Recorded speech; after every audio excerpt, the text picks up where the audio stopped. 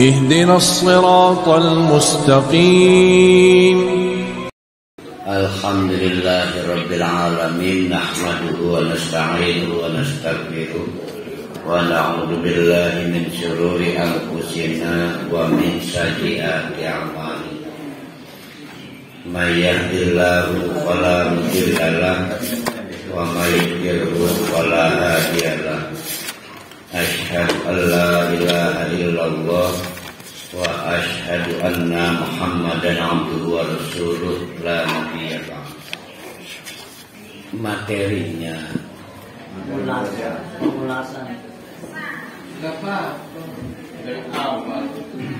jadi panjang karena kita harus menggabungkan nama dan sifat-sifat Allah yang menunjukkan kemahasempurnaan Allah. Yang paling puncak Allah itu As-Salam. Yang paling puncak Allah itu As-Salam. Maka judul Murojaah Sugro yang ketiga ini adalah memelihara jaminan keselamatan.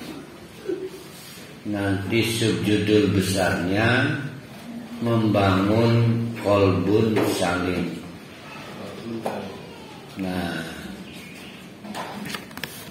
Nah, yang pertama, Bapak-bapak, Ibu-ibu, mari kita dengan izin Allah memulai kajian ini. Ada berapa itu? As-Salam, Al-Quddus, As-Subbuh, At-Tayyib, Al-Malik, Al-Malik, Al-Malik. Yang paling utama As-Salam. Keimanan kita kepada nama dan sifat Allah, terutama yang kelompok ketiga, yaitu Allah Maha Sempurna, itu kalau betul ya kita itu udah sampai beriman, maka kita tidak mungkin pada posisi tertipu. Jadi kalau ditanya apa indikator kita telah beriman kepada Allah yang Maha Sempurna, jawabannya gampang. Kita tidak tertipu. Jangan tertipu misal mentang-mentang belum diazab Allah. Nah, jangan tertipu. Karena menurut Ibnu Taimiyah ya, hal yang paling menakutkan itu kita dihukum pas pada sakratul maut. Jadi sekarang ini lagi anteng, amalan gak seberapa, dosa banyak, tapi anteng, gak dikasih sakit, gak dikasih susah, tidak dikasih kesulitan ekonomi, teman, saudara tidak punya masalah, paling senang, pokoknya happy aja hidupnya, sehingga praktis tidak merasa punya salah karena kayaknya lagi gak dapat hukuman dari Allah. Kata Ibnu Taimiyah, yang paling menakutkan orang baru sadar, diperlihatkan siapa kita dan dosa kita pas sakaratul maut. Jadi detik-detik malaikat mencabut nyawa kita, barulah Allah memperlihatkan bahwa kita ini banyak dosanya, dan itu hukuman yang paling menyakitkan karena waktu sudah terlambat. Nah, orang ini tertipu. Kenapa tertipu? Karena memang orang sampai lupa punya dosa itu karena lupa sumber keselamatan itu siapa dan bagaimana diraih. Nah, itulah pentingnya kita mempelajari nama dan sifat Allah, terutama yang masuk kelompok Allah Maha Sempurna. Jadi di dunia ini, bapak-bapak, ibu-ibu, banyak kepalsuan, sehingga kita salah duga. Kita lihat orang kaya, kita pikir sumber rezeki dari orang kaya. Bahkan pada saat kita sakit, kita lihat dokter, kita anggap sumber kesembuhan. Mentok-mentok barulah Allah. Ya, jadi Allah itu alternatif terakhir. Nah, sekarang kita buat ilustrasi. Ini objektif ini ya. Kira-kira menurut bapak-bapak, ibu-ibu, saya musyrik enggak? Umpama berobat ke dokter, enggak untung, pindah lagi dokter, enggak untung, pindah lagi dokter, enggak untung, sampai sudah berbagai dokter tidak jodoh. Barulah akhirnya saya cari Allah. Kira-kira saya orang musyrik bukan? Nah, pintar. Diam-diam kita mengadu kemampuan siapa yang paling sempurna antara Allah dengan dokter. Ya. Akhirnya kita tertipu dari dokter 1, dokter 2, dokter 3, akhirnya ujung-ujungnya ke Allah juga. Tertipu dan tertipu dan tertipu. Karena semula menganggap sumber kesembuhan dari dokter, padahal sumber keselamatan cuma satu, dari Allah. Itu dicontoh. Tapi suka nggak sadar justru. Nah, justru kenapa itu terjadi? Ada 4 tingkatan. Ada 4 tingkatan tauhid kita berkaitan dengan nama dan sifat Allah. Ada 4 tingkatan. Yang pertama adalah, sengaja nggak saya tulis biar nggak ngantuk. Coba lebih tak tulis ngato hakem. Yang pertama adalah orang yang tidak kenal, tidak paham nama dan sifat Allah, sehingga tidak mampu membedakan mana yang maha sempurna asli dan mana yang sempurna palsu. Berarti dokter tadi palsu, ya, karena dokter itu, bapak-bapak, ibu-ibu, semakin penyakitnya kuat, dia semakin lemah. Angkat tangan. Ya. Dari rupanya dokter itu hanya mampu dengan penyakit yang lemah. Semakin penyakit itu kuat, semakin melemah dia. Nah, Tapi kita tetap saja tertipu seolah-olah sumber kesehatan dari dokter. Yang maha sempurna itu yang kemampuannya tidak melemah, baik ketika lawannya kuat, lemah, atau dalam keadaan apapun. Dialah Allah.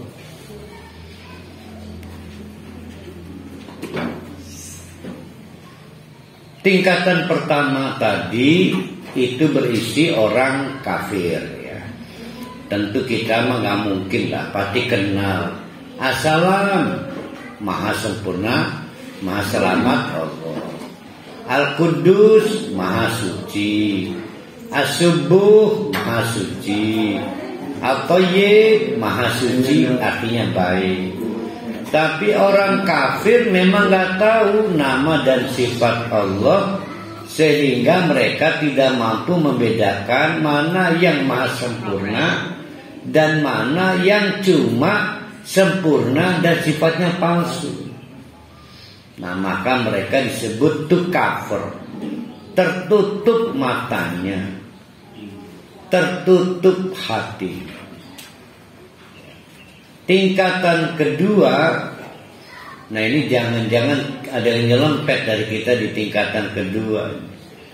Mudah-mudahan enggak lah. Yaitu orang yang sudah paham nama dan sifat Allah, tapi belum mau mengamalkan. Karena kemunafikannya.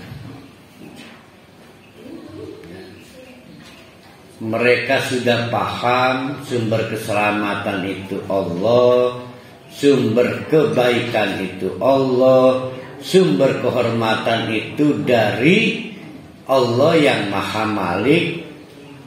Tapi karena hubud dunia, maka mereka tidak mau mengamal. Di tengah-tengah mereka banyak orang kaya pegang uang, tetap yang dianggap sumber rezeki orang kaya itu.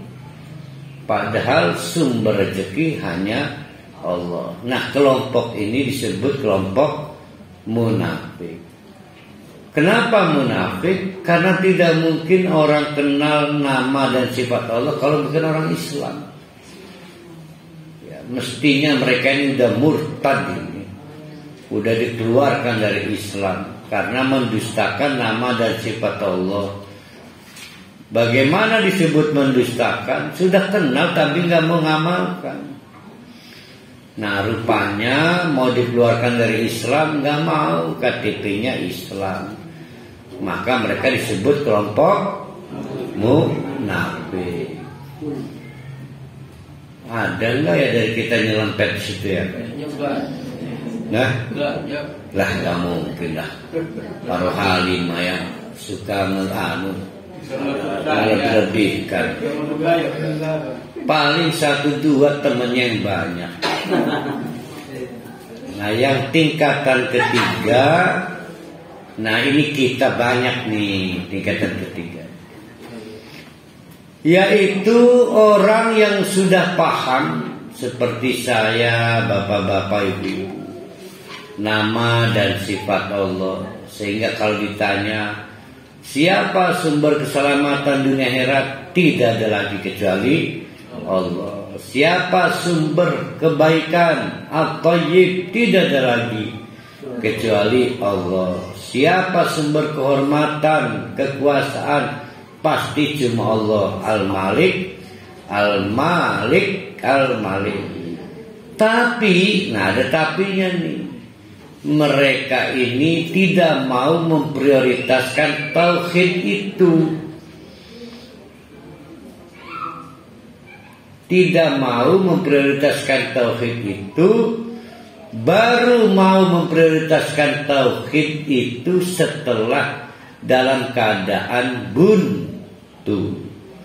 Nah, tadi itu sudah muntang-manting ke dokter, barulah akhirnya setelah buntu cari Allah. Jadi tauhidnya bukan prioritas, tapi jadi alat emergensi. Punya masalah pengen kaya, akhirnya dari satu orang kaya ke orang kaya lain. Setiap ada orang kaya, mencoba kenalan, dipuji-puji setinggi langit. Wah, bapak ini orang baik. Akan jauh lebih baik kalau bapak percaya untuk memberikan modal pada saya. Terus, tapi usaha nggak pernah sukses. Pindah lagi orang kaya baru. Sampainya buntu. Ya Allah, sudah berpuluh banyak orang kaya yang saya tipu, yang saya pinjam.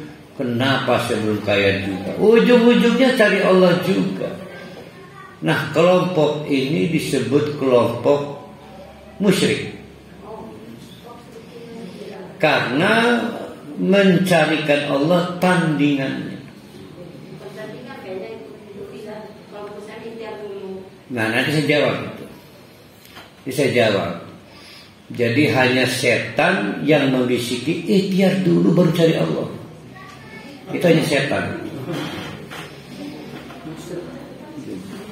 Ya hanya setan yang bilang, banyak setan tuh ngebisikinya. Contoh, jangan memaafkan, kamu lemah kalau kamu maafkan. Setan juga. Jadi kita itu sering lupa bahwa ikhtiar kita kepada kesehatan harus dengan izin Allah. Jadi bahwa kita ke dokter itu karena Allah, bahwa kita ke rumah sakit karena Allah. Tapi banyak yang nangis pada Allah setelah buntu dari dokter, ya kan? Pernah nggak ada orang yang datang ke dokter dengan perasaan cemas pada Allah? Nggak ada kan? Baru cemas setelah dokter, maaf bu, rasanya kritis suami ibu, baru cemas. Saking percaya penuh pada dokter dan tidak percaya pada Allah kan asalnya. Nah, itu alhamdulillah kalau benengnya Enda. Yang saya ceritakan kan bukan beneng. Nah salah kalau beneng pakai jemali selama, kita pakai nasib orang yang seperti itu. Alhamdulillah, kalau Bu Hajah nenek sudah begitu. Tapi terlalu sedikit yang kayak Bu Hajah nenek. Bahkan kata suami istrinya, bentar mah, sholat dulu. Nanti mati pak, nanti mati anak kita. Ya kan? Saking terlalu percayanya kesariasi bisa menyelamatkan nyawa. Sampai anak, pak bentar pak, dede mau salam, udah salam segala apa sih? Udah hilang Allah di situ dari dia. Bu Neng Enda belum pernah sepanik itu kali. Belum pernah sepanik anak setep kan?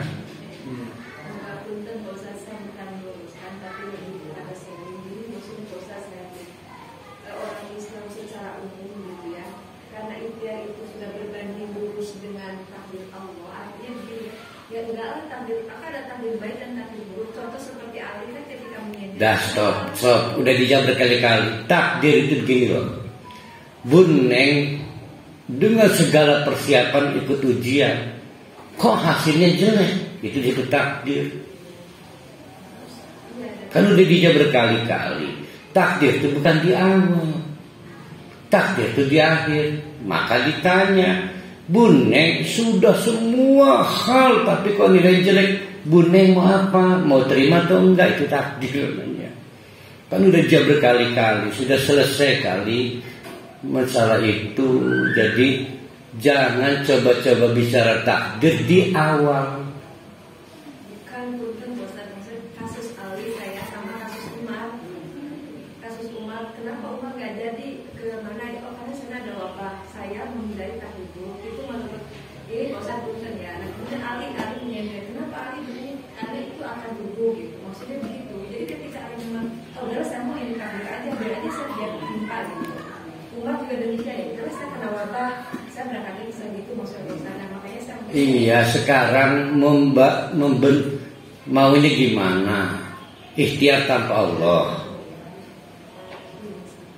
Pernah nggak berangkat ke dokter karena Allah?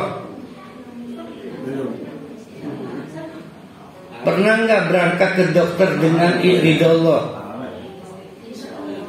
Hah? Alhamdulillah. Ya, alhamdulillah.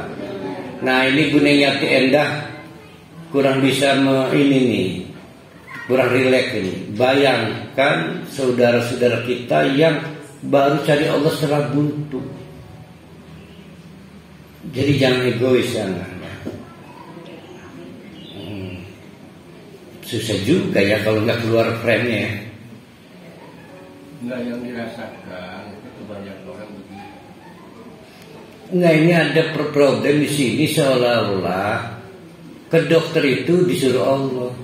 Tapi banyak orang setelah buntu dari dokter akhirnya nangis pada Allah. Jadi Allahnya di mana waktu pertama datang ke dokter? Misalkan begini, dibalik contohnya. Anak si Fulan itu sakit, bapak ibunya nggak punya uang, panik, akhirnya nggak di kakek itu masalah itu. Tidur, lalu meninggal, makanya bawa ke dokter. Nah itu bagus tuh, pintar tuh, bagus tuh, itu bagus. Nah kita buat pahit, akhirnya anaknya meninggal, makanya bapak bawa ke dokter. Nah gimana tuh kalau takdirnya begitu ya? Nah, itu bagus nih, Pak Wali pinter nih. Ayo, itulah yang dimaksud takdir. Takdir itu kenyataan akhir setelah kita ikhtiar. Nah, maka ditanya, mau terima nggak takdir Allah? Semua takdir Allah itu baik. Kok baik? Wah, udah usaha kok, udah ikhtiar. Tapi hasilnya tetap tidak menyenangkan. Maka kita udah lewat materi itu sebenarnya. Yang kita bicarakan adalah banyak orang yang cari, ini masih tingkatan ketiga ini Bu Neng. Kan masih ada tingkatan keempat. Baru murojaah kok. Bukan murojaah lagi. Mulai. Masih ada tingkatan keempat loh. Tingkatan ketiga adalah orang yang paham nama dan sifat Allah tapi tidak pernah memprioritaskan tauhid sebagai keputusan utama. Selalu saja dalam frame rezeki orang kaya di sekitarnya. Dalam hal keselamatan dokter. Dulu ya, ini contoh-contoh konkretnya. Jadi tidak pernah menjadikan Allah sebagai prioritas. Selalu manusia yang punya uang itu sumber rezeki, dokter sebagai sumber kesehatan.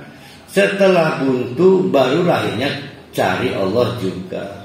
Nah kasus begini dijawab oleh Baja Eha di awal-awal sudah sangat rentan kemusyrikan. Karena Allah ditandingkan dengan manusia. Nah bagaimana cara menempatkannya nanti? Yang keempat, tingkatan keempat adalah, nah ini kita ini mudah-mudahan ada di sini. Karena kalau di nomor 3 rentan musyrik, yaitu orang yang kenal, paham nama dan sifat Allah, termasuk Allah itu sumber keselamatan as-salam, Allah sumber kebaikan at-thayyib, Allah sumber kehormatan Al-Malik, Al-Malik, Al-Malik. Tapi di sekitarnya juga banyak orang yang menggoda. Ada yang menjanjikan rezeki orang-orang kaya di sekitarnya. Dokter-dokter dengan sukarela menawarkan kesehatan untuk anggota keluarganya. Tapi tidak pernah tertarik. Tetap yang menjadi sumber keselamatan Allah. Ya, apakah orang seperti ini nggak memakai dokter? Pakai dokter. Kedua, tetapi tidak pernah mengubah tauhidnya. Dari mana taunya? Setelah melalui ikhtiar dokter, takdir diterima sebagai keputusan Allah. Jadi yang benar para ahli tadi contoh. Kita lihat ujungnya. Banyak yang akhirnya marah pada dokter. Dokter ini nggak becus ya. Akhirnya mati juga suami saya. Udah berapa hari diicu itu. Tapi kalau yang tingkatan, nah tadi itu udah berbau kemusyrikan. Tingkatan yang keempat, ya sudahlah, hasbi Allah wa ni'mal wakil. Nah sekarang lihat kita ada di mana. Nah kelompok tauhid itu ada di kelompok 4. Kelompok 3 rentan kemusyrikan. Kelompok kedua rentan kemunafikan. Kelompok pertama rentan kekafiran. Dan gak mungkin lah kita ada di kelompok pertama. Masa orang Islam tidak tahu, tidak paham nama dan sifat Allah. Nah yang kita ngeri, sudah bagus-bagus ngaji di Kaujon, ada di tingkat 4 turun. Mungkin Bunda Yati Endah nggak pernah tahu, banyak yang ke dukun dulu baru ke ustaz. Ya. Atau mencampur aduk, ya baca selawatan sambil nunggu tuku, tapi juga bawa wafak dari dukun-dukun. Tuh, jadi lihatlah saudara-saudara kita di Pasar Rau.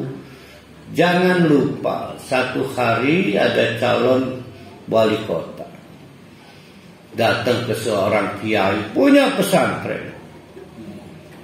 Akhirnya dibawa ziarah ke suatu tempat, dimandikan segala. Kiai Bo punya pesantren dan gak main-main, modern. Ya. Jadi jangan naif lah. Allah itu sering menjadi kartu terakhir. Ya. Kalau ibu-ibu tidak begitu, alhamdulillah. Nah terkait dengan itu ya, jadi ada 4 tingkatan. Dalam kasus tingkatan keempat, inilah maka kita belajar kajian Asmaul Husna. Pasti di tingkatan keempat ini kok Bu Dewi muncul mana?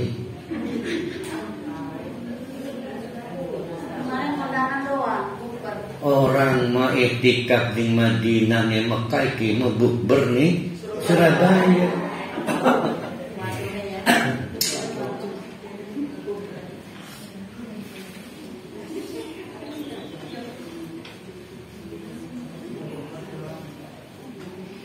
Kenapa orang bisa sampai tingkatan keempat? Kenapa orang bisa sampai tingkatan keempat? Kita uji teori Bunda yang ada.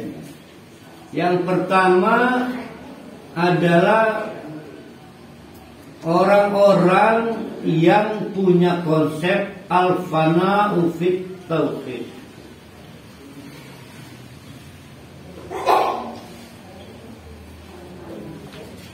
Al-fana'u fit tauhid, yaitu sirna.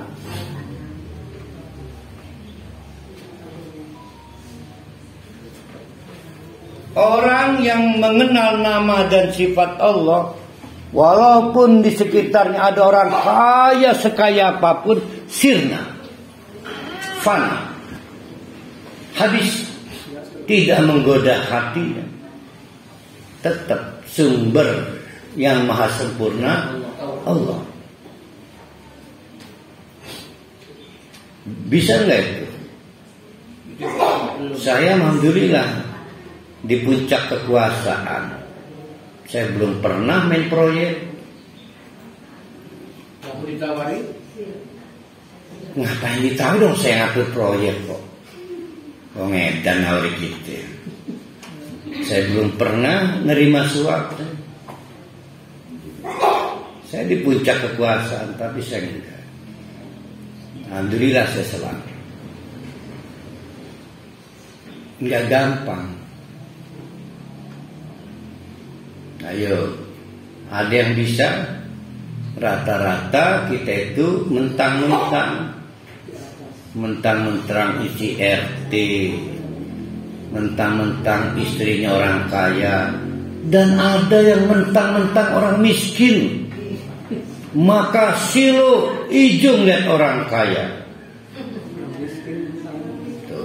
Tapi kalau kita ada di tingkat yang keempat, maka berlaku al-fana'u fit tauhid. Semua selain Allah fana, sirna. Nah kemarin para hali diajari, gampang para hali. Jangan minta uang ke orang itu, minta uang pada Allah. Karena kalau para hali minta uang ke si fulan itu jatuh kehormatan para hali. Tapi kalau minta uang ke Allah, Allah yang menggerakkan hati orang itu. Malah kemudian para hali tolong perlu diterima kebaikan saya ini. Sampai ngemis-ngemis pengen uangnya diterima para hali. Kalau minta pekerjaan, nah sama aja lah. Sama aja kan rezeki juga. Kalau seleksi mah beda, ini mah meminta. Kalau ke anak mintanya Kalau lah. Saya mah kalau minta ke anak tuh berarti anaknya nakal itu. anaknya nggak tahu diri, Tidak peka, nggak tahu diri. atau ibunya nggak sabar.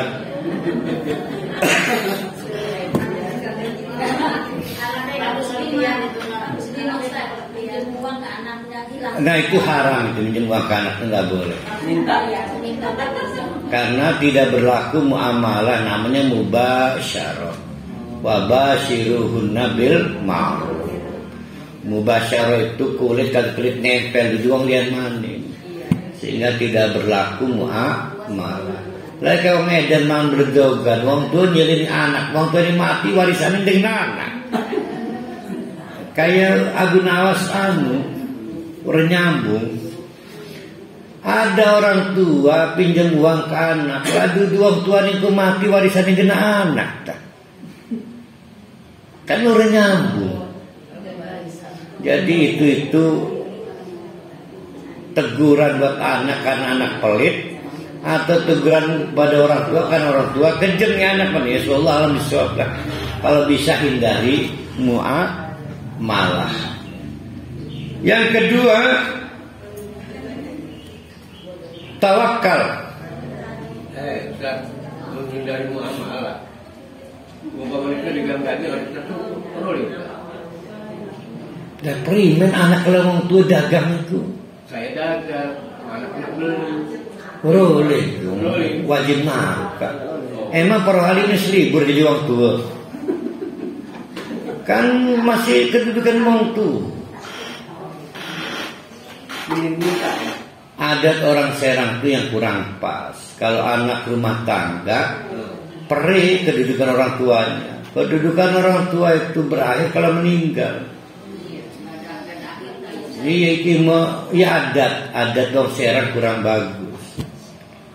Jadi kita ini setua apapun orang tua, wajib memberi nafkah pada anak. Nah kan orang berhenti. Anaknya mampu. Di mana sih memberi nafkah? Bukan karena anak butuh, karena kita orang tua. Bukan karena anak butuh, karena kita orang tua. Nggak ada kaitan karena kita orang tua ini.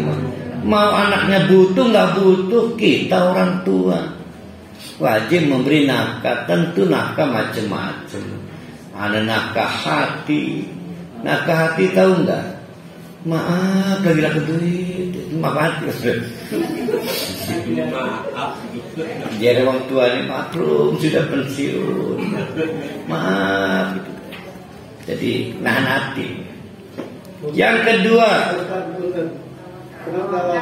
dalam 4 tahapan tadi ada 4 tingkat di mana tauhid kita. Iya, dan dihubungkannya dengan saat sakaratul maut gitu. Sehingga awal tadi saya dikira itu tidak berarti kan maut itu pada saat nanti digoda oleh setan begitu Pak. Iya, dan nanti kita ketemu lagi di lanjutan materi ini, disambung lagi. Saya bikin ini 10 halaman iki bahan iki prihatin. Lagi apa? Jangan. Iya, lebaran di. Nih, bahan kita nih ya. 1, 2, 3, 4, 5, 6, 7, 8, 9, 10. Ingatin. Di-share. Ini bahan kita selama Ramadan nih, lihat. Di-share. Bentuk kopi. Tulisannya bagus. Udah kewaje. Tulisan Pak Ustaz kedua. Yang kedua, tawakal dengan mengucapkan hasbiyallah wa ni'mal wakil. Pasti dengan 2 alat itu kita stay di peringkat keempat, yaitu memprioritaskan tauhid dalam segala perkara. Cuma cara baca hasbiyallahnya ini yang penting nih. Jangan kayak wong refleks dulu. Hasbiyallah wa ni'mal wakil. Nanti kita pakai terus ya, karena panjang materinya ini. Sekarang saya mau buat ilustrasi yang lebih mudah supaya Bundanya Atenda nggak kejebak dokter. Saya difitnah suatu hari oleh salah seorang keluarga jamaah saya di sini. Sadar aja. Saya harus mengikuti BAP dan saya jatuh bangun karena dari Jawa kan. Pilihan saya bisa ngebalik rebel. Saya bisa penjarakan ulang itu orang. Alhamdulillah oleh juga aparat saya dibantu menyelesaikan BAP. Saya nggak keluar uang, saya nggak punya uang kan. Saya bisa ngebalik, memenjarakan. Tapi saya pilih, saya serahkan kepada Allah. Hasbiyallah wa ni'mal wakil. Nah, itu contoh.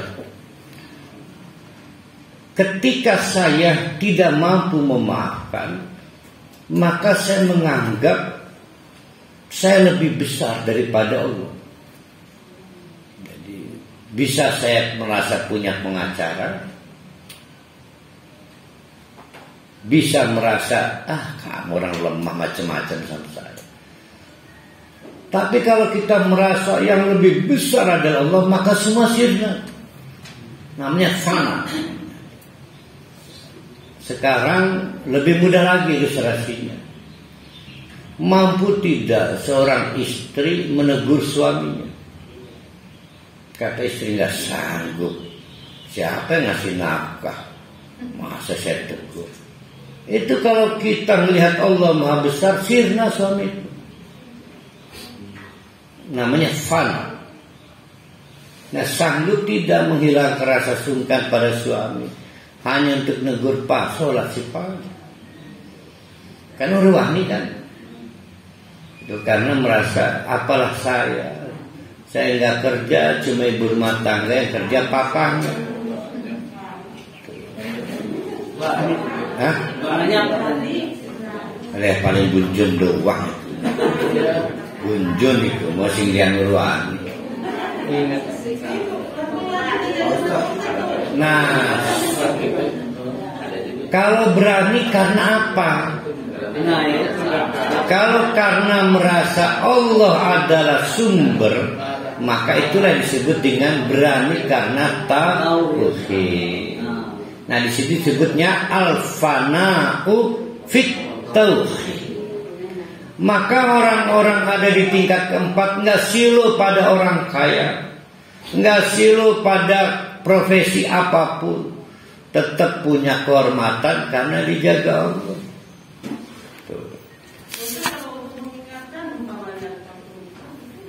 Mengingatkan siapa? Yang nggak boleh itu mengingatkan suami orang, itu nggak boleh. Tapi kalau saya tadi mau balas, kan hukumnya boleh. Apabila kamu ketahuan dipikir. Oh, nanti dibahas, nanti ketemu materinya. Nah, sekarang kita masuk ke fokus materi kita hari ini. Tadi baru pengantar Pak Rafi, yaitu memelihara jaminan keselamatan dari Allah. Lihat surat Toha ayat 47. Sudah pernah kita baca bahwa jaminan keselamatan Allah hanya dapat diraih oleh orang yang susah payah mengikuti hidayah, petunjuk, yaitu wassalamu manittaba'al huda. Faktanya kita dapat hidayah, ya. Jadi kita ini beruntung dapat hidayah. Bahkan bapak-bapak, ibu-ibu lebih beruntung dari yang lain, dapat hidayah ikut kajian tadabbur Al-Quran. Bahkan lebih beruntung lagi ikut kajian Asmaul Husna hingga Ramadannya bisa lebih maksimal dibanding yang lain. Nah, hidayah-hidayah yang tidak pernah berhenti itu kalau kita ikuti, maka insya Allah menjadi penjamin keselamatan baik di dunia maupun di akhirat. Yang kedua, jaminan keselamatan dari Allah hanya diberikan kepada orang yang tidak musyrik. Berarti yang tingkat ke berapa? Tingkat ke berapa tadi? 3 mah musyrik. Keempat. Nah iya kan kita udah buat kerangka dulu ini, ada 4 tingkatan. Tingkatan pertama rentan kafir, tingkatan kedua rentan munafik, tingkatan ketiga rentan musyrik, tingkatan keempat kita di situ. Nah maka orang kayak kita insya Allah dijamin selamat baik pada saat sakratul maut apalagi sesudahnya. Kenapa? Karena jaminan keselamatan tidak diberikan kepada orang yang musyrik. Lihat Al-An'am ayat 81. Lamun umai ku ana sakpa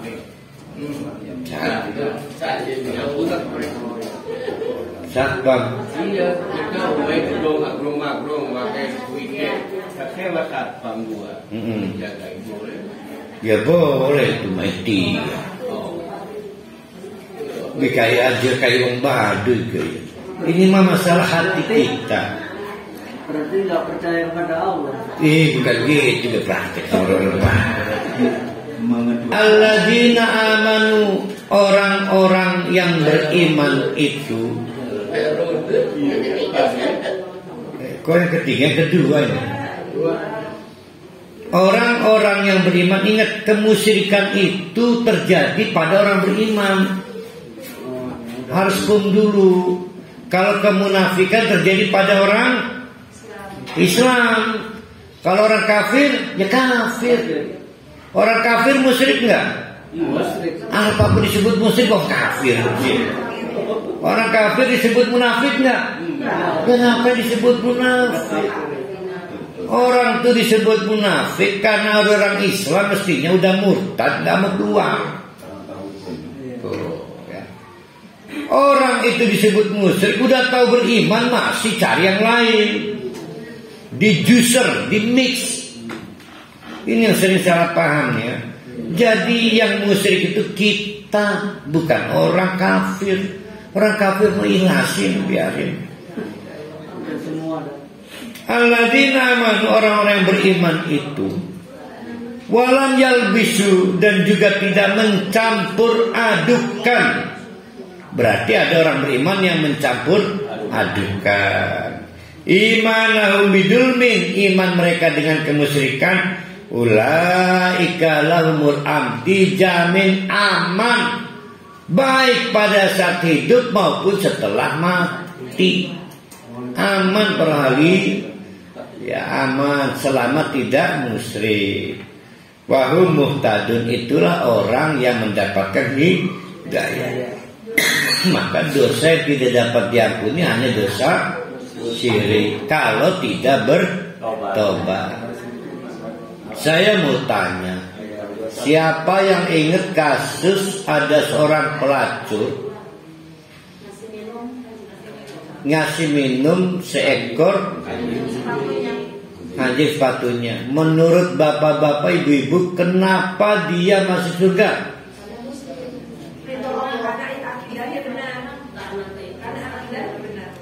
Karena tidak benar satu, apalagi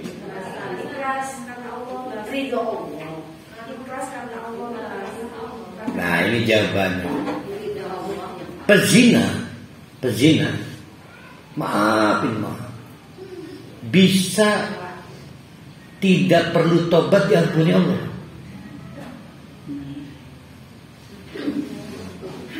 Dengerin ya, zina saking ringannya dosanya dibanding syirik, bisa diampuni Allah tanpa harus tobat. Tapi syirik tidak bisa diampuni kalau nggak tobat. Jadi si pelacur itu bukan masuk surga karena tobat, tapi karena dia melakukan amal mahiyah, amal penghapus dosa. Paham gak tuh? Bukan hebatnya si pelacur, mengerikannya dosa syirik. Jadi jangan coba-coba syirik, baik datang ke dukun atau mengadu Allah dengan manusia. Ya, sampai tidak tertarik Allah, lebih tertarik orang kaya. Lebih tertarik dokter, tidak tertarik Allah. Apa sih doa baik? Kayak dokter bisa menggawi baik. Terjadi begitu, jangan dikira. Sekedar dijaga kan, ngeganggu dokter operasi baik. Ketika gue tak pernah jadi dua nih orang isu, beribin. Ini isu gawang kampung, dong Cikandi pernah derek kan, mati asin kan, udah tinggal ditanya, rungsep ya. Ustaz, si pezina tadi kebetulan kasihan pada si anjing atau kebetulan dia sudah tahu? Nah kebetulan saya kan nggak hadir di lokasi, jadi saya nggak tahu, karena cuma dekatan. Nggak hadir, saya nggak nonton langsung. Belum lahir lagi. Berarti dosa besar itu seperti pezina tidak tobat. Nggak gitu caranya. Artinya jangan main-main dengan kemusyrikan. Kesana larinya. Membahas musyrik. Jangan main-main dengan kemusyrikan, bukan nyuruh zina, bukan.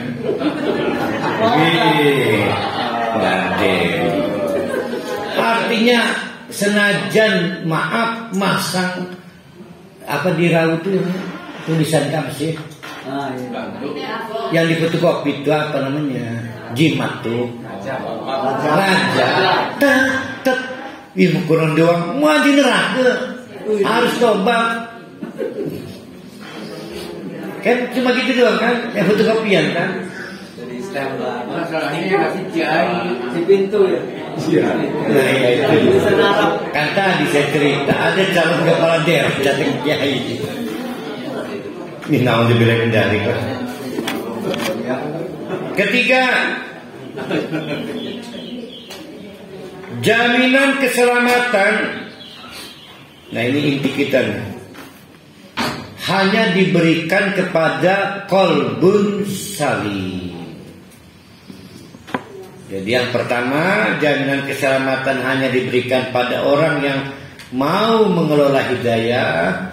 Yang kedua, jaminan keselamatan hanya diberikan kepada orang yang tidak musyrik.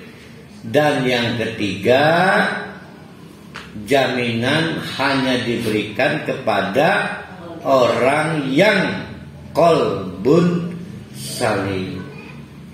Salim itu artinya sehat.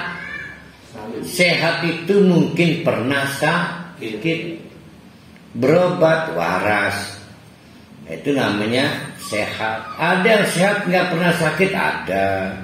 Tapi termasuk sehat juga pernah sakit. Berarti sakit hati, sakit macam-macam. Kita baca Asy-Syu'ara 88-89.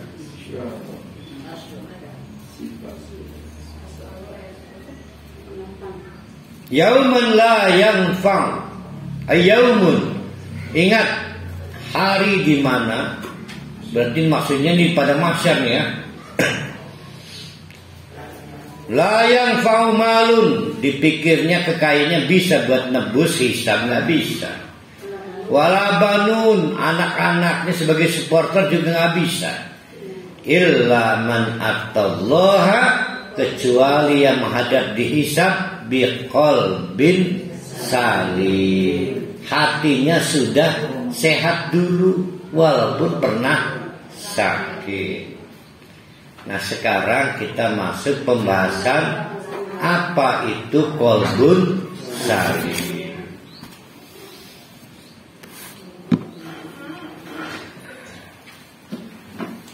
Ini hadis dari Abu Hurairah. Ini kemana yang nomor 2 ini? Belum ditulis. Oh. Bukan kemana, belum ditulis. Oh.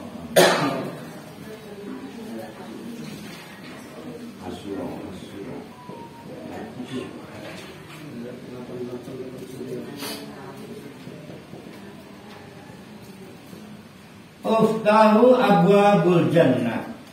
Pintu-pintu surga itu dibuka yaumal isnaini. Kulla, setiap hari Senin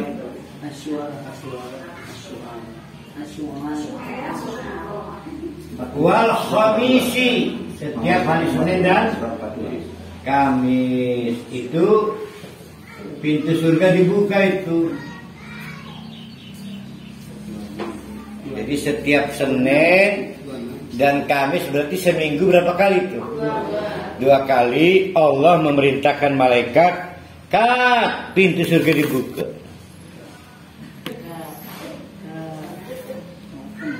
Nah, begitu dibuka, nggak tahu berapa jam lamanya. Nah, Allah mengiderkan paket, apa mengiderkan itu? Membagikan paket ampunan.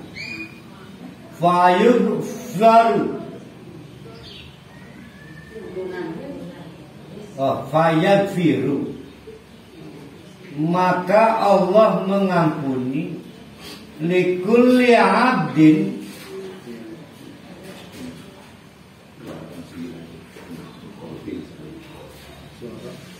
kepada siapapun hamba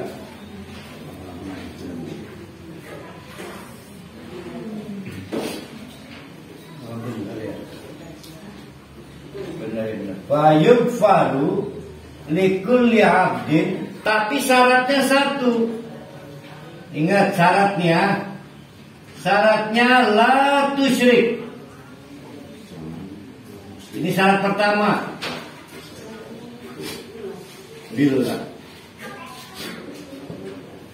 Syarat pertama, tidak musyrik.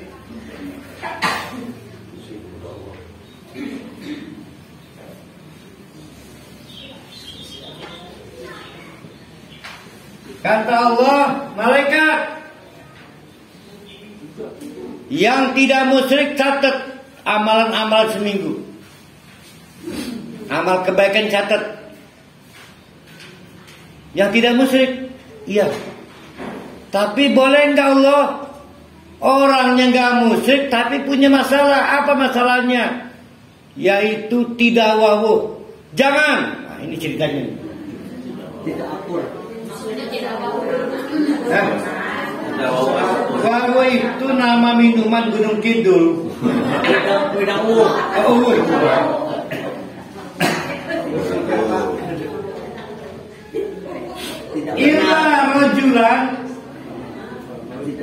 Illa rojulan kecuali orang. Jadi nggak ikut dicatat amalnya, digantung selama 1 minggu. Karena yang apabila antara dirinya wa baina akhihi,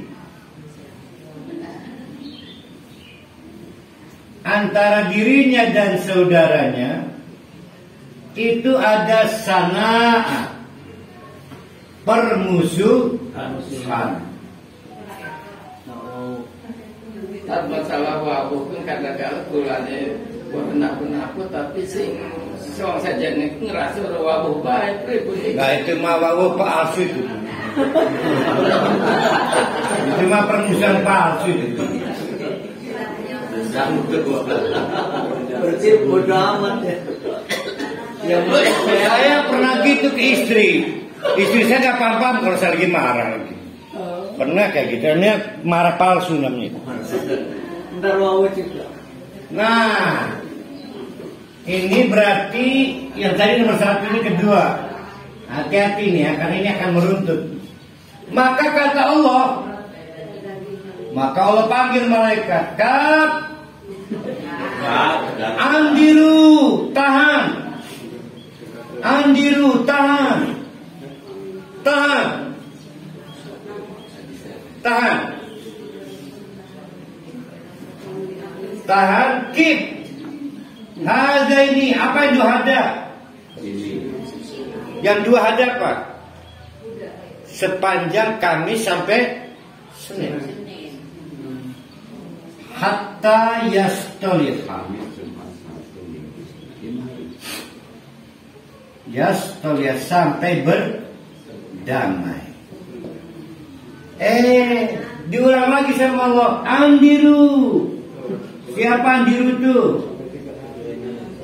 Anaknya Bu Atur. Andiku. Andiara itu ya. Andika. Andiara. Hada ini hatta yas toliha. Jadi Allah ngomong 2 kali nih.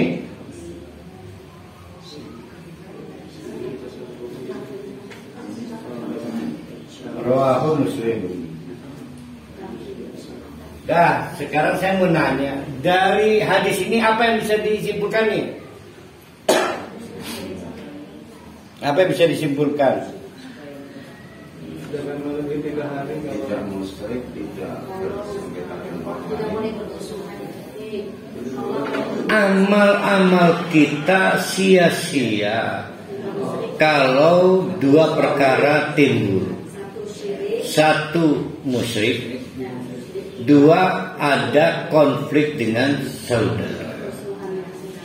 Saudara yang bukan tetangga ya? Maksudnya, lah tetangga kan saudara seiman. Nah, bagaimana kalau sudah bertauhid tapi masih ada konflik? Percuma. Jadi tauhid bisa kalah di situ. Namun konfliknya satu warga hanya beda paham gimana? Itu mau jadi konflik. Nanti kita lihat ya. Pegang dulu tuh ya. Pas orang yang berkasus hukum itu bagaimana? Jadi ini mau dibahas nih.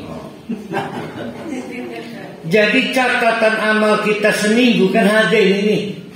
Saya sholat, di tengah-tengah saya lagi ruwawu. Ruwawu, orang ngajak wawu. Selama 1 minggu, maka percuma itu. Enggak dicatat. Percuma. Maksudnya bisa aja sholat baik. Dia sholat mani mulai dari babu. Primer dunia, tambah meninggalkan sholat, tambah cakap-cakap. Iya kayak percuma sholatnya. Nah, supaya orang tahu pentingnya wawu.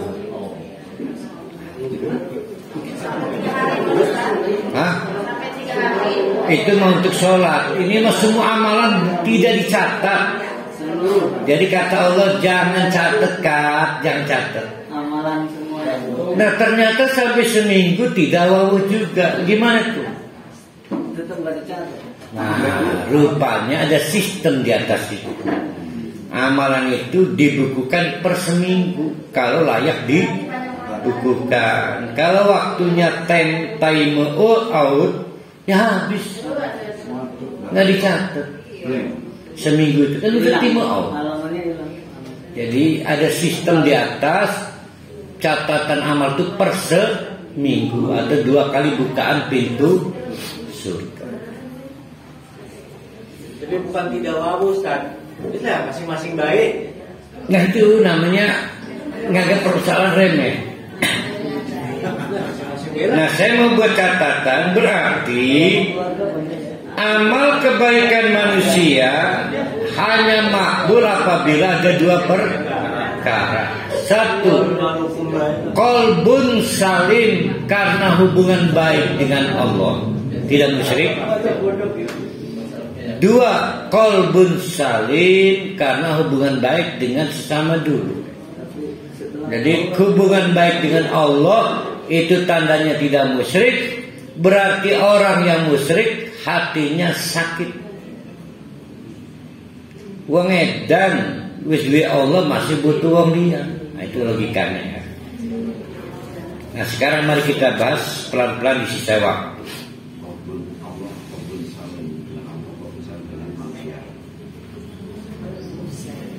Orang yang musyrik pasti hatinya sakit.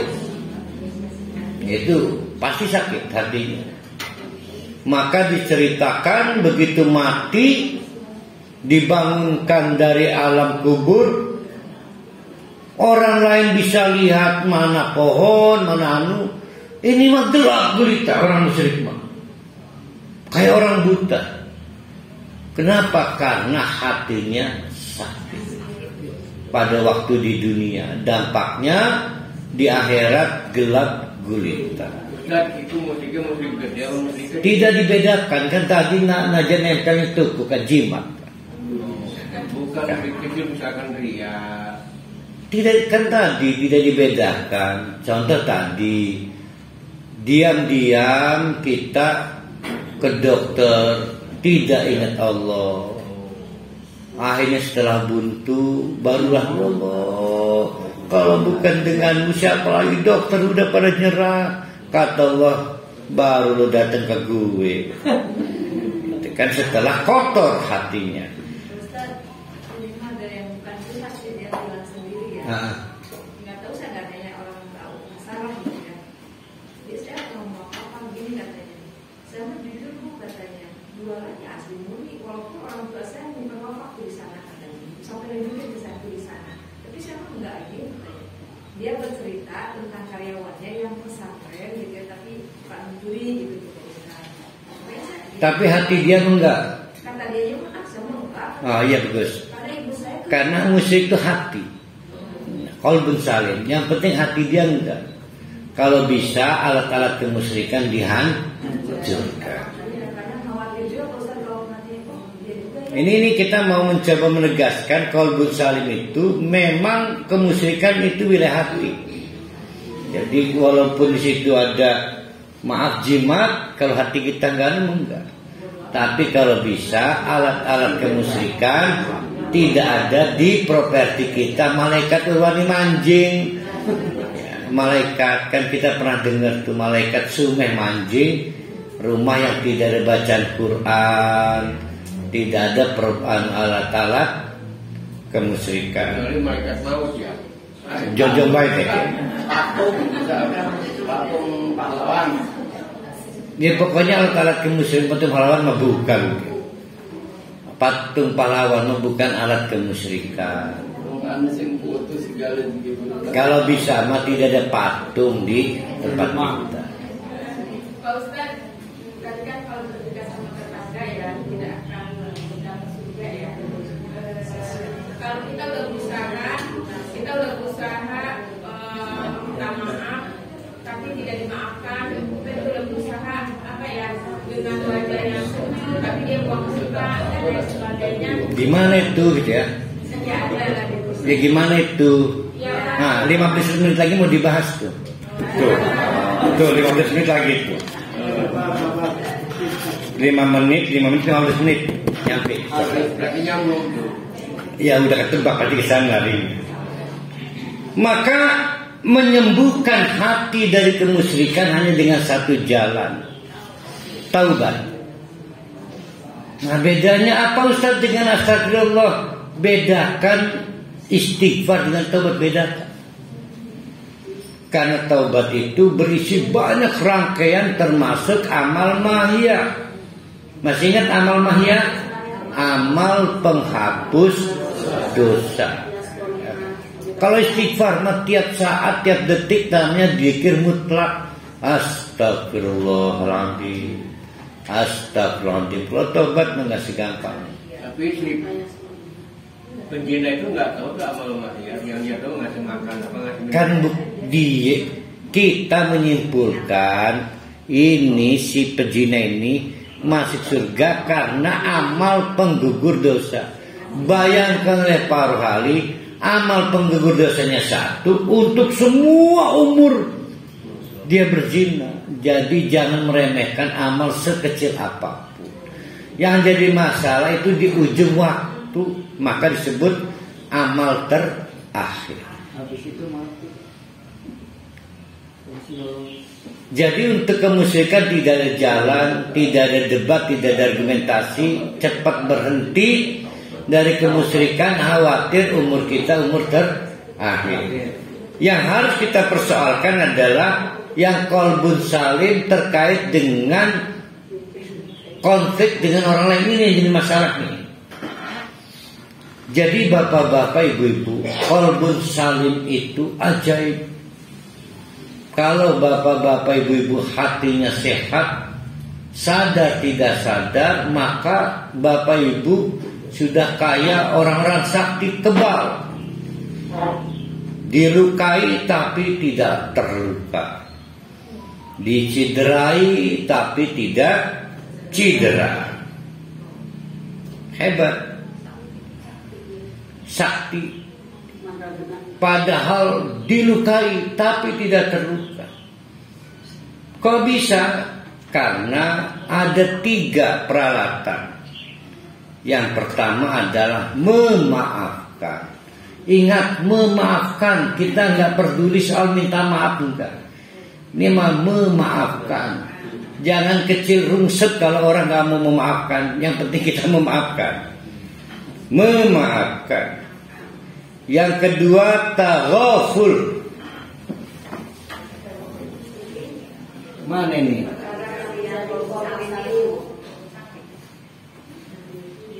Al-afu. Yang kedua, at-taghaful. Yang ketiga, al-mahabbah. Ada 3 alat yang membuat orang yang hatinya sehat itu sakti mandraguna. Dilukai tidak terluka, dicederai tidak cedera, didolimi tidak dendam.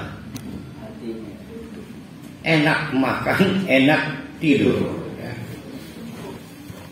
Pertama, memberi maaf. Maka orang dengan maaf itu tidak pernah merasa terluka, padahal dilukai. Tidak merasa cedera, padahal dicederai. Tidak perlu ada dendam, padahal dia didolimi. Kenapa ada orang mau memberi maaf? Ini rahasianya. Maaf itu, bapak-bapak, ibu-ibu, yang mendatangkan ampunan Allah. Jadi kalau kita memaafkan bukan saking baiknya kita, saking butuhnya ampunan Allah. Lebih nyelekit punya dosa. Ya. Lebih nyelekit punya dosa. Ya. Jadi maaf yang kita berikan menjadi syarat Allah memaafkan dosa kita. Pahamilah bahwa Allah nggak butuh kebaikan maaf kita, tapi Allah mensyaratkan Dia mengampuni kalau kita memaafkan kesalahan orang lain. Peduli orang lain meminta maaf atau enggak penting. Tapi jarang. Tapi harus diucapkan nggak satu orang? Nah, itu yang jadi saya belum paham itu. Tak maafkan kan? Nggak paham saya. Gimana dalam hati itu? Udahlah, nggak usah mengucapkan, nah, karena peristiwa hati ini. Dalam hati. Bukannya takut jadi hati yang terluka. Jadi tidak harus disampaikan ke orangnya, Ustaz ya. Tidak harus disampaikan ke orang. Memaafkan itu kan peristiwa hati. Makanya begini nih, perhatikan ya. Datanglah orang namanya Buneng, untuk bukan ya tenda. Buneng dengan air mata berinak, sakit Ustaz, sakit. Ketahuilah, si ibu yang datang pada saya adalah korban. Tapi saya tegaskan, dia bukan perempuan yang baik. Ya karena dia tidak mampu memaafkan orang lain. Enggak lah, saya tidak mau treat notice tangis apapun. Ketahuilah, tangisan orang yang tidak bisa memaafkan orang lain adalah menjelaskan dia bukan orang yang baik. Bukan orang yang baik. Ya, untuk Ustaz jangan tertipu. Untuk lelaki jangan simpati pada perempuan itu. Cari perempuan cantik yang lagi nangis. Kalau umpamanya nih, orang ini dia itu berbicara kalau itu ada yang sakit hati tapi dia tidak merasa Nah itu nanti itu atagoful namanya itu. Atagoful.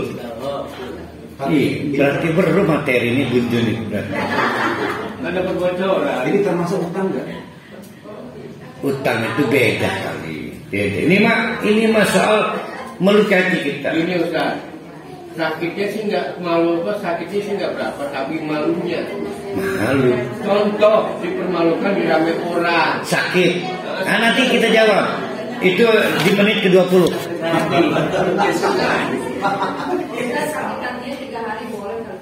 Enggak lah, enggak, bukan boleh nggak boleh. Ini mak saya sebagai ustaz harus punya pendidikan. Ini bukan perempuan baik.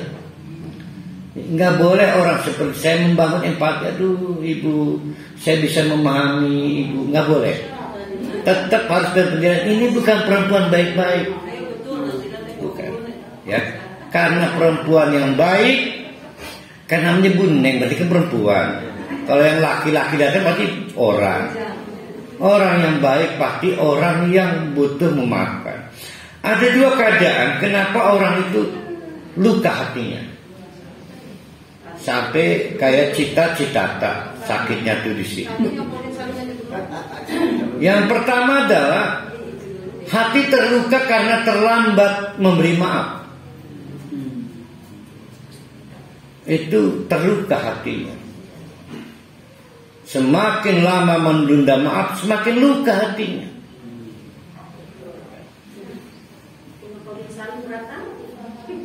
Yang kedua, karena tidak sesuai porsi memberi maafnya. Lukanya terlalu dalam, tapi memberi maafnya ala kadarnya. Kalau kita sakitnya begitu besar, maka sebesar itu maaf yang harus kita berikan. Jangan sampai kita memberikan maaf yang ringan untuk hati yang sangat terluka. Ya. Jadi harus sesuai dengan dosis. Jadi ada orang memberi maaf tapi nanggung, maka hatinya tetap terluka. Jadi sesuaikanlah. Kalau merasa sakit, nangisnya lebih dari 3 hari, ya sebesar itu maafnya.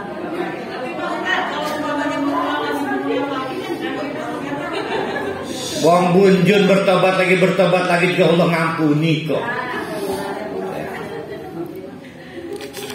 Kenapa orang sulit memaafkan? Ada 2 keadaan. Tinggal 15 menit. Yang pertama, karena kita tidak punya pengetahuan tentang daftar dosa kita.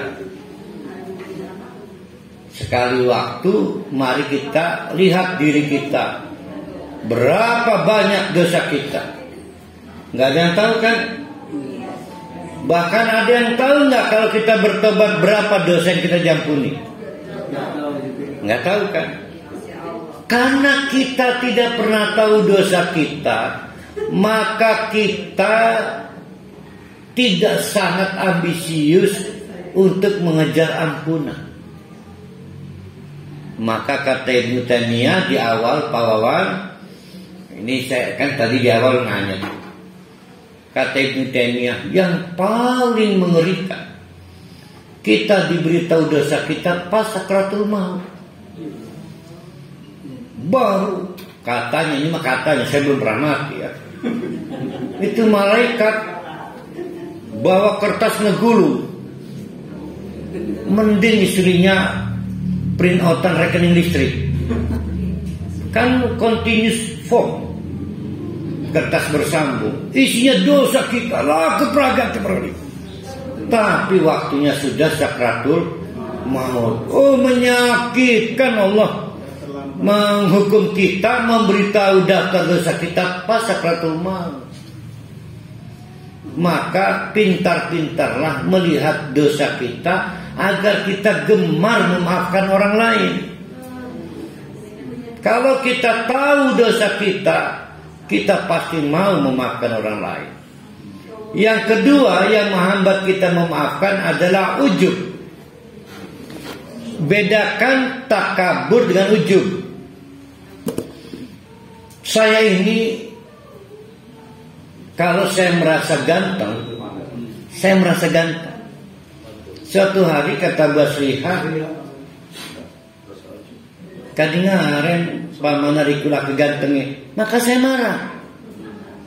Sakit hati saya karena saya ujub. Saya merasa ganteng. Jadi beda. Kalau takabur itu saya menyombongkan diri. Kalau ujub itu saya merasa diri. Contohnya menyombongkan diri. Saya bikin status, emang ada yang lebih ganteng dari saya. Nah, itu namanya takabur. Kalau ujub, saya udah punya standar. Nggak pernah saya omong, nggak ada kali yang lebih cakep dari saya. Tahu-tahu bos lihat, pamer, laki ganteng itu, maka saya marah. Saya sakit hati karena ujub saya. Gitu loh, karena ujub saya. Jadi obatnya cuma satu ujub itu, namanya tawaddu. Tawaddu itu tahu diri atau rendah diri, rendah hati. Jadi walaupun kita ini ganteng, jangan merasa ganteng. Sehingga ketika ada orang bilang kayak orang kampung, nggak punya masalah. Yang jadi masalah ujub kita ada dua perkara ini yang ditakuti oleh para sahabat. Ujub kita ada dua perkara, nggak tahu saya dan bapak-bapak dua dari mana. Pertama, ujub banyak amal.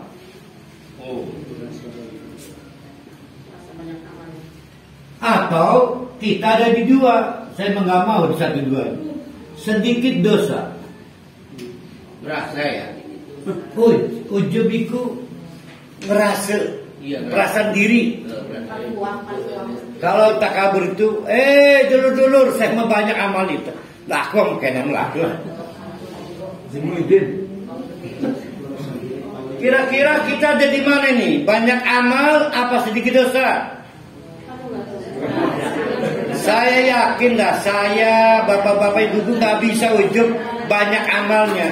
Tapi kemungkinan kita merasa sedikit dosanya, ya kan? Kita merasa sedikit dosanya. Itu hati-hati betul, gampang sakit hati kalau dia bilang, lah, sebelah ngomong orang zina kayak dirinya enggak, sakit hati itu kita. Karena ujub kita. Yang merasa banyak amal para ustaz biasa. Rasanya kita ini tahu diri. Kalau amal merasa nggak banyak, tapi ada ujub kedua bahwa kita merasa sedikit dosanya, sehingga kita gemar membicarakan dosa orang lain, padahal kita juga bagian dari dosa itu. Ya. Ustaz, menarik Ustaz. Kalau kaitan dengan setan, pasal tajiduni ila iblis. Kemudian Abu Mustaqor bilang kemudian anak khairu minhu, khalaq kani minna khalaq tahu mintin. Ini yang ujub mana yang takabur? Yang itu takabur. Anak khairu minhu. Ya, yang itu takabur, maka dia ditalafutkan. Enggak usah jauh-jauh. Suatu hari Nabi Sulaiman belagu, belagu. Jadi burung apa itu namanya itu? Burung hudud telak teke. Iki dengan disi manuk hudud iki tak cincang beneran teke iki. Ai ngelunjak ya. Jadi takabur, Nabi Sulaiman merasa sangat berkuasa. Dipermalukan oleh Allah, tidak berselang 5 menit. Hati-hati, siapa yang takabur enggak pakai lama Allah membalasnya. Datanglah si burung hud, man, sing dicirani aja kelagane, kamu pasti kaget. Saya bawa informasi yang kamu tidak tahu. Dipermalukan Nabi Sulaiman. Ya kan? Begitu juga Nabi Musa. Ditanya oleh jamaahnya, wah kudu pinter amat, anda kesing lebih lah kekayaan. Nggak lama ditegur Allah. Nabi Musa suruh belajar ke siapa sih itu? Nabi Musa itu Nabi bintang 3. Bintang 1 Rasul, bintang 2 Ulul Azmi, bintang 3-nya Kalimullah. Yang lain gak ada yang selevel Nabi Musa. Tapi dihukum oleh Allah gak berselang 1 hari, kamu harus belajar ke yang gak punya bintang, namanya Nabi Khidir. Jadi itu takabur. Beda dengan ujub nih. Ujub tuh lebih gak kelihatan. Iya kan kita lagi main hati nih. Main hati. Bahkan iblis merusak pikiran ibu-ibu bapak-bapak. Pada waktu Benjun memberi maaf, kata iblis, Jun, jangan mau kalah, kamu kelihatan lemah nanti kalau memberi maaf. Itu kata iblis. Jadi iblis membangun definisi maaf sebagai kelemahan. Iblis membangun definisi maaf sebagai tidak kuat. Itu iblis itu. Maaf itu hebat. Tapi taghaful cerdas. Nah, taghaful yang mana? Kalau taghaful itu Islam. Nggak saya perpanjang. Ghafilin, abaikan aja lah. Bedanya apa tuh? Tidak berlebihan. Nah, sekarang gini. Saya ribut sama istri saya. Cekcok. Urusannya sepele. Nangiakan kita masih ngantuk. Nangiakan kalau ngebentak. Dia rame. Setiap hubungan suami istri pasti ada kesalahan, ya kan? Tapi persoalannya bukan di situ. Saya mempermasalahkan kesalahan itu, maka pegatan saya. Cerai. Jadi yang membuat saya cerai dengan istri saya adalah mempermasalahkan kesalahan itu. Akhirnya cerai. Tapi kalau saya taghaful, udahlah, ngapain diperbesar? Memang gua pikir. Nah, itu namanya taghaful. Mengecilkan masalah. Enggak, tidak mempermasalahkan. Jadi sebetulnya masalah itu adalah kesalahan yang dipermasalahkan. Kalau kesalahan itu tidak dipermasalahkan, maka tidak jadi masalah. berarti tidak senang pada ampunan Allah itu mah. Kembali lagi ke awal Bunjun.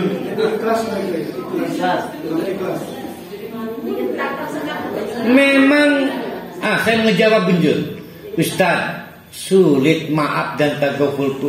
Ingat, nggak ada masalah, ingat, nggak ada masalah. Memang harus ingat. Mari kita lihat contoh Nabi Yusuf. Akhirnya datanglah saudara-saudaranya, dituduh mencuri oleh pihak istana keraton. Maka apa kata saudara-saudara Yusuf? Wah, ini kan saudaranya ini dulu pencuri. Padahal sengaja ngomong Yusuf. Ada dua peristiwa di situ. Satu, Yusuf tidak pernah melupakan wajah saudara-saudaranya. Tapi saudara-saudaranya sudah lupa wajah Yusuf. Memang orang yang sakit hatinya wajar ingat siapa yang nyakiti. Tuh, ya, wajar. Nabi Yusuf ingat wajah saudara itu wajar, orangnya menyakiti kok. Tapi yang menjadi persoalan, tidak mau menjemput ampunan Allah dengan cara memaafkan. Jadi memaafkan itu bukan harus melupakan. Wajar ingat, yang tidak boleh itu memperpanjang masalah. Kan Bunjun mempersoalkan ingat aja Ustaz, harus ingat. Oh Nabi Yusuf aja ingat aja ke saudara 40 tahun loh. Ya. Jangankan yang menyakiti, yang pernah sweet aja pernah ingat, yang pernah romantis ya, masa lalu pasti ingat kita. Nun. Ini terkait ini ya. Kan kata Ustaz, kalau minta maaf itu tidak ada dasar hukumnya, tapi kalau memaafkan ada dalam Al-Quran. Cuma saya begini Pak Ustaz, hanya ini aja pengetahuan saya bahwa ketika ada hubungan yang vertikal selesai, maka selesai. Contoh misalkan seseorang berzina, ya udah cukup minta maaf sama Allah gitu kan Ustaz ya. Nah tapi ketika dia mencuri, di samping hubungan vertikal juga harus didampingi, horizontalnya juga harus menghadapinya seperti dulu kan Ustaz ya. Allah tidak akan memaafkan orang itu sebelum hasil curinya dikembalikan. Nah terkait dengan itu orang yang ini, gimana nih hubungan relasi yang tidak ada dasar hukumnya, orang yang meminta maaf, itu loh Pak Ustaz maksudnya. Itu ya Pak Ustaz maksudnya. Jadi kita harus minta maaf walaupun memang kata Pak Ustaz tidak ada. Nah saya dengan hidayah, maafkan saja orang yang menzalimi kita, karena nanti tetap kita memaafkan untuk diri kita sendiri. Adapun dia tidak meminta maaf, amal tuntutannya di akhirat nanti gitu. Nah yang saya tanyakan bagaimana hak adaminya dijamin, gimana terkait dengan bahwa tidak ada dasar orang untuk minta maaf. Karena adami ini Allah sangat menjamin Allah tidak menerima kalau adanya selesai. Semua permintaan maaf akan sia-sia kalau tidak ada kepastian memaafkan. Maka yang menjadi basis fundamen perintah Allah memaafkan. Ya, justru itu dulu selesai. Harus ada yang memaafkan, maka menjadi tidak mengerikan kalau orang minta maaf, karena pasti dimaafkan. Yang ngeri adalah Allah tidak memberikan sugesti, motivasi kepada peristiwa memaafkan.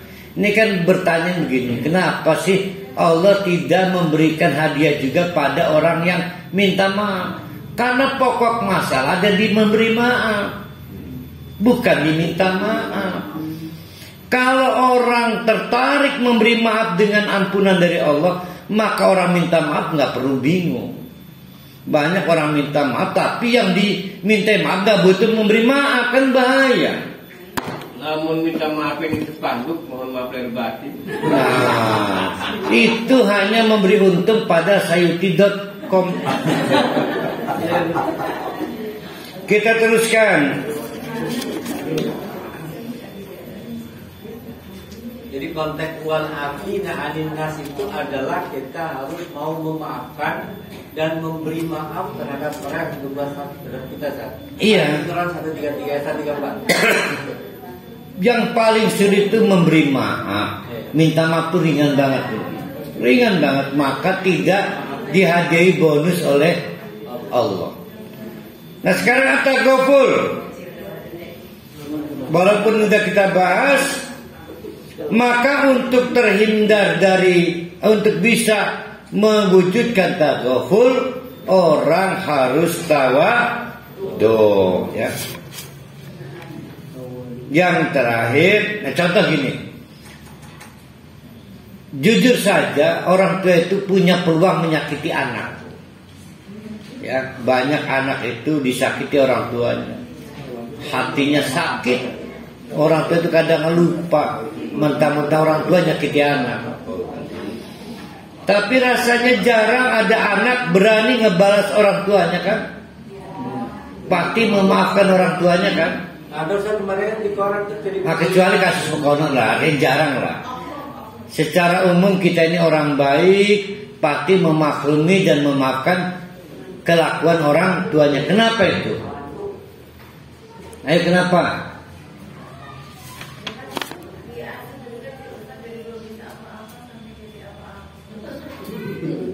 Karena berusaha adil. Apa itu maksudnya? Dipikir-pikir, saya adil, kebaikan orang tua lebih banyak daripada apa yang dilakukan barusan menyakiti saya. Itu namanya adil. Maka adil adalah hal yang bisa mendukung taghaful.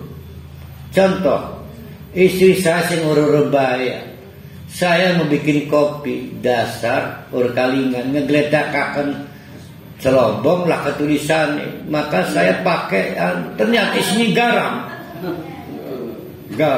Bardak minum, Allahu Akbar.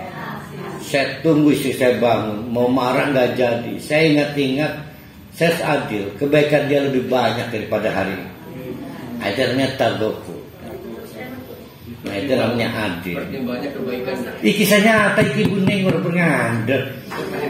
Kisahnya. Maka pakai spidol yang gede saya tulisi gula pasir. Itu yang taghaful. Tapi yang pasti orang tua kita lah. Kita itu pasti memaafkan orang tua kita karena kita adil. Kebaikan orang tua lebih berderet-deret daripada yang barusan menyakiti saya. Jadi taghaful lebih mudah daripada afun. Lebih mudah. Nah, bagaimana membangun taghaful? Yaitu dengan mengatakan hasbiyallah wa ni'mal wakil. Yang terakhir, supaya qalbun salim, mencintai apabila orang lain yang menikmati apa yang kita senangi. Senang apabila yang kita senangi milik orang lain. Ada 3. Kira-kira kita ada di mana? Ya. Ispokannya kuan baik. Ada 3 pos kondisi. Ada 3 kondisi. Yang pertama nih. Yang pertama, ada sesuatu yang saya senangi, tapi saya ingin juga apa yang saya nikmati dinikmati oleh orang lain. Itu disebut orang yang adil. Kayaknya kita di sini doang nih. Kayaknya ya. Atau yang ketiga, janganlah kedua aja dulu lah. Yaitu saya nggak ingin kesenangan yang saya nikmati dinikmati orang lain. Itu disebut dolim. Atau yang ketiga, saya sebetulnya senang, tapi saya lebih senang dia menikmati daripada saya. Disebut Isa.